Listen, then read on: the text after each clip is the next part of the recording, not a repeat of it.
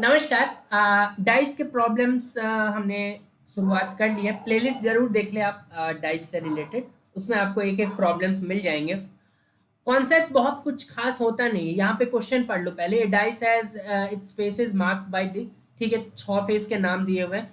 To position of the same dice are given, मतलब ये same ही dice है, उसी के दो अलग अलग फोटोज गिवन है। Which face is opposite to ए के अपोजिट कौन सा फेस होगा? ठीक है, ये पूछा जा रहा है हमें। ठीक है, अब क्या क्या सिनेरियोज हो सकते हैं?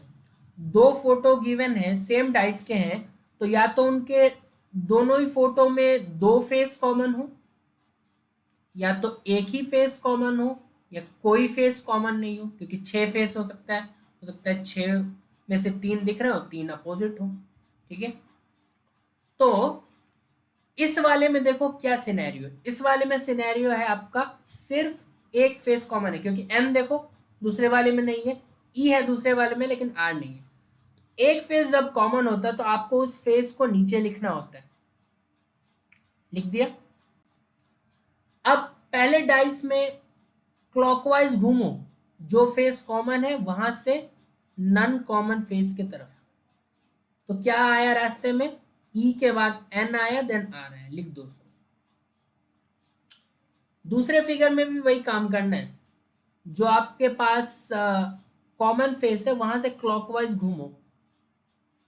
क्या आया रास्ते में? डी आया और एक्स आया।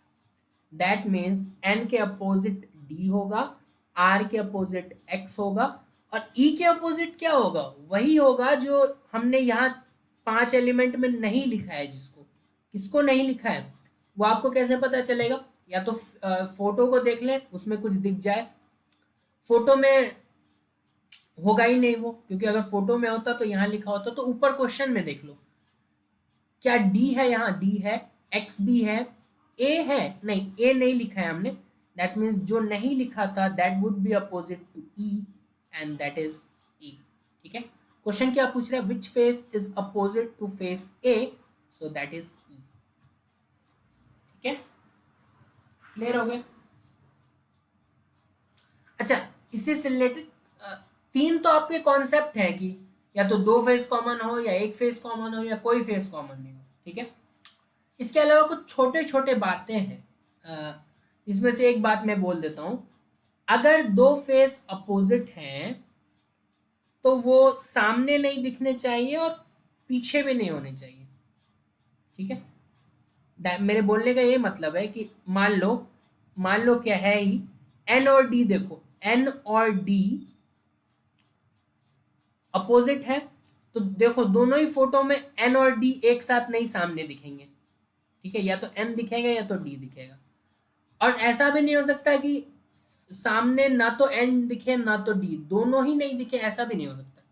मतलब एक साथ नहीं दिखेंगे और एक साथ छिपेंगे भी नहीं। ठीक है, समझ रहे हो? ना एक साथ दिखेंगे ना एक साथ छिपेंगे। ऐसा भी नहीं होगा कि एन और डी एक साथ आपको दिख जाए, और ऐसा भी नहीं होगा कि एन और डी में से दोनों ही ना दिखे। तो ये तो आपको कॉन्सेप्ट है जो यूज होगा क्वेश्चंस में, इसलिए मैंने बता दिया। हालांकि इस प्रॉब्लम में उसका कोई जरूरत नहीं था। इसमें तो बस ये ड्रॉ करो, आंसर मार्क करो। ठीक है, प्लेलिस्ट जरूर देख लो, उसमें क्लियर हो जाएगा।